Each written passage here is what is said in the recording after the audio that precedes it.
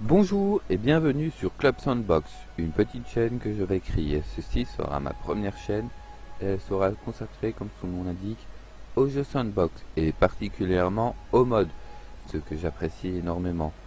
Donc avant tout, je tiens à m'excuser vu que c'est mes premières vidéos. Peut-être que le son ne sera pas terrible, que je ferai des cafouillages. Hmm. Donc qu'est-ce qu'on va avoir dans Club Sandbox? Eh bien tout simplement des jeux tels que RimWorld, euh, Factorio, Don't Starve et plein d'autres. J'essaierai de vous faire découvrir aussi certains jeux qui sont pas très connus, du moins dans les pays francophones. Si vous aimez les jeux sandbox en général, vous serez plus ou moins servi. J'espère que j'en vous ferai découvrir. Et puis en même temps, je ferai des petites astuces, par exemple, quand je pourrai sur certains jeux. Alors, pourquoi ma vidéo est sur Strife qui est un MOBA? Eh bien, tout simplement parce que je compte déjà vous remercier, en fait, tout simplement, voilà.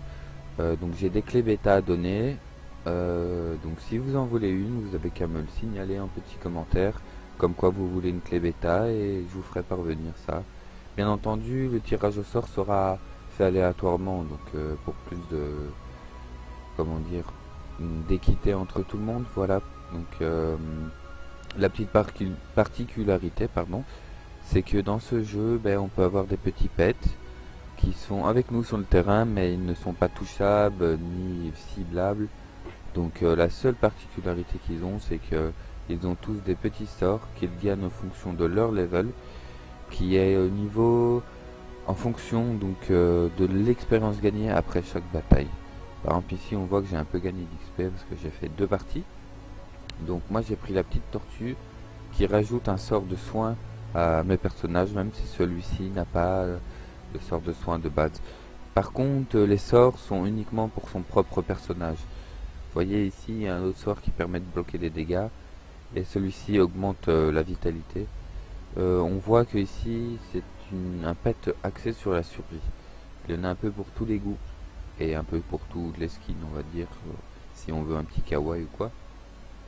Ici, il augmente la mobilité, qui est mouvement de speed en défaut, qui est un trait passif. Et puis ensuite, par exemple, il ralentit les ennemis, ou alors il permet en fait de simplement faire des dégâts à un ennemi, ou de faire un dash, vous voyez ici.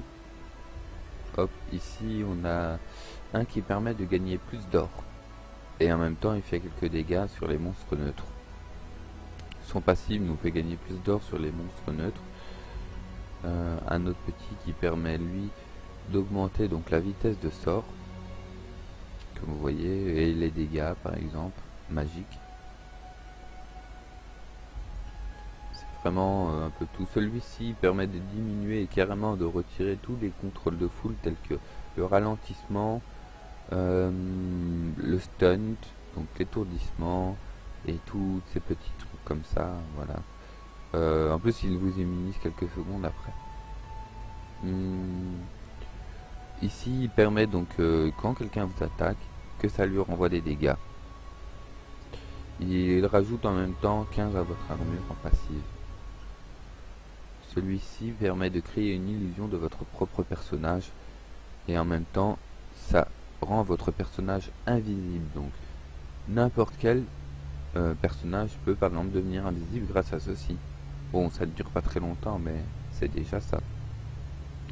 Alors, il permet de faire du vol de vie sur vos attaques de base. Et ensuite, il permet d'augmenter les dégâts, tout simplement.